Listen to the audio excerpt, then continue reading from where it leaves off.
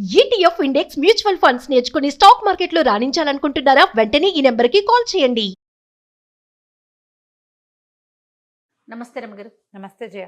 రమగారు, మనము Simon story చెప్తా ఉన్నాం, చివరి భాగంలో ఉన్నాం.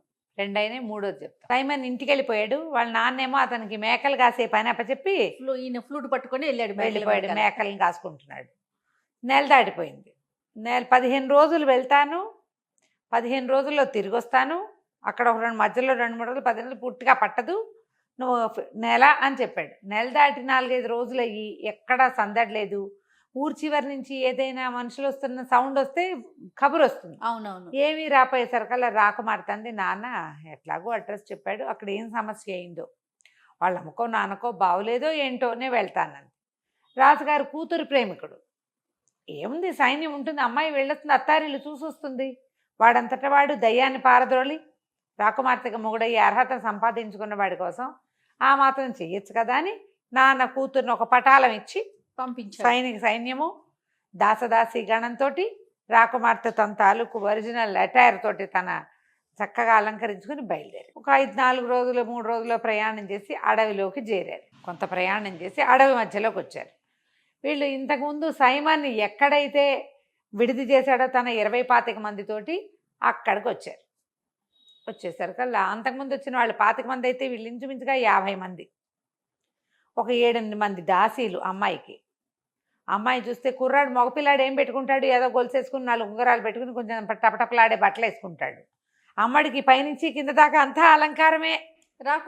రాకుమార్తె దానికి తోడు. ఆ సత్రం యజమానికి పిచ్చ సరదా వచ్చేసింది.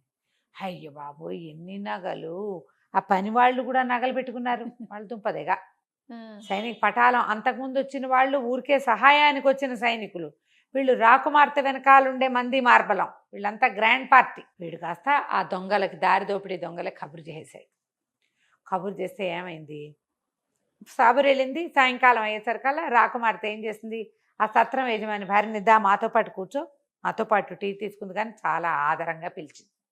ఆ సత్రం యజమాని భార్యకి జాలేసింది. అయ్యో పాపం బంగారు తల్లి, రాకుమార్తెలు ఎవరైనా ఇట్లా దారిపోయే వాళ్ళని రా నాతో టీ దాగంటారా అనరు.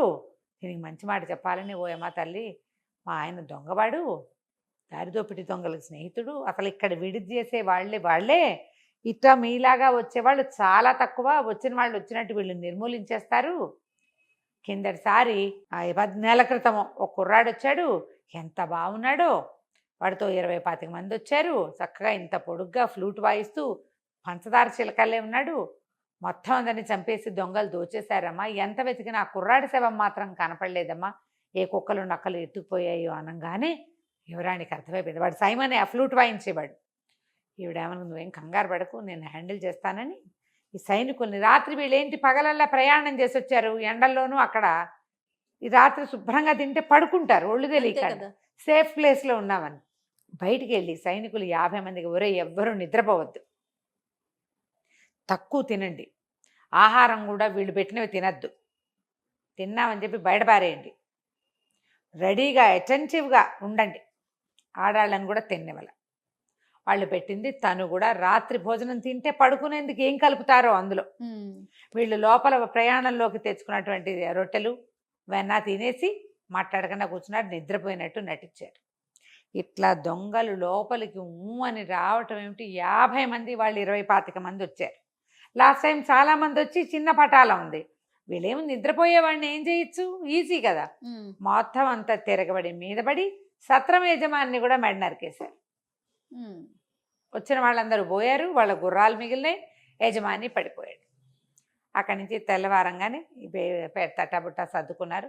ఆ యజమానురాలికి ఈ శవాలన్నీ అప్పచెప్పి ఓ 4 దోసెళ్ళ ధనం ఇచ్చి, మరి మీద పడ్డప్పుడు చంపక తప్పలేదమ్మా, పోన్లేమ్మా దుర్మార్గుడు పోతే పోయాడు, ఎంతమందినో చంపి పాపం మూట కట్టుకున్నాడు అంటుంది ఆవిడ. వచ్చేటప్పుడు మళ్ళీ విడిది చేస్తామని, ఇక్కడ ఎవరినైనా పెట్టి నిన్ను మాతో నమ్మకస్త్రాలుగా ఉంచుకుంటామని మాటిచ్చి బయలుదేరి వెళ్ళిపోయారు. ఇక అమ్మాయికి ముందు మ్యాప్ గీసి ఇచ్చాడు, తనేమో 1 రోజులో వెళ్ళిపోయాడు. ఈ రహస్య దారి, అడవి దొంగలు వెళ్తున్నటువంటి అది అడవి దారిలో రహస్యదారి లింగుండా తన ఊరికి సింపుల్గా వెళ్ళిపోయాడు సైమన్.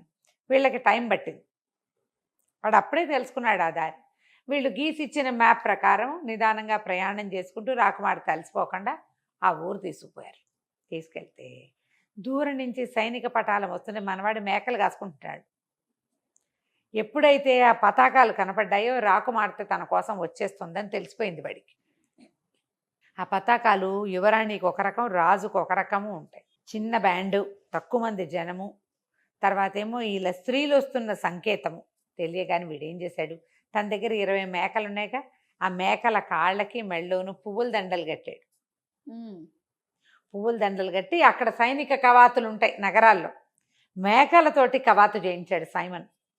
ఫ్లూట్ వాయిస్తూ ఆ మేకలు 20ని ఆవిడకి ఎదురుగుండా, ఆ వస్తున్న పటాలానికి ఎదురుగుండా వెళ్తే అందరూ నవ్వలేక పడి తెచ్చారు మేకలు చేసే కవాతులు చూసి. అవి తలకాయ లుపుతూ కాళ్ళు నేల మీద కొడుతూ నడుస్తూ వస్తూ ఉంటే గొప్ప సరదా వచ్చింది. యువరాణి దిగి పరిగెత్తుకొచ్చింది. ఏంటి ఇట్లా చేసావు, ఏమైపోయావు అంటే, ఇగో ఇలా ఇలా జరిగింది, మాకు తెలియలేదు, ఒక దొంగదారిని గుండా వచ్చేసాను, కానీ నాకు బయటకు వచ్చే వీలు లేకపోయింది, మా నాన్న చండశాసనుడు, సరే నేను రాకపోతే నువ్వే వస్తావులే అని స్థిమితంగా ఉన్నాను అని చెప్పాడు. చెప్తే అమ్మాయి ఏమంది, సరే వెళ్ళిపోదాం, మీ నాన్నకి చెప్పు ఉండాల్సింది కదండి, మా నాన్న చెప్పినా నమ్మడు, అంతకుముందు నేను అబద్ధాలు చెప్పున్నా కదా అనేసరికి సరేనంది యువరాణి. అక్కడి నుంచి సైమన్ మేకలు తోలుకుని ఈవిడ తన గుర్రాలతో సహా చేరారు అక్కడికి. వాళ్ళ నాన్న నడిపిస్తున్నటువంటి ఏమంటారు దాన్ని, మన ఆహారశాల లాంటిది ఏదో ఒకటి, చిన్న హోటల్ లాంటిది. అక్కడికి వెళ్ళేసరికల్లా ఈ రాజకుమార్తె తెలిసిపోతుందిగా, ఊళ్ళో అందరికీ తెలిసిపోయింది. ఆయన వచ్చి ఆయన వీడికి వందనం చేశాడు. చేసేసరికల్లా ఏమిటి ఇటు వచ్చారంటే, నేను నీ దగ్గర ఉంటాను అన్నది. అంటే మీకోసం పెద్దవాళ్ళు ఉండటానికి ఇంకా పెద్ద పెద్ద హోటల్స్ ఉన్నాయంటే, కాదు కాదు నాకు ఇదే నచ్చింది, మీ చిన్న మోటల్లే నచ్చింది, నేను ఇక్కడే ఉంటాను.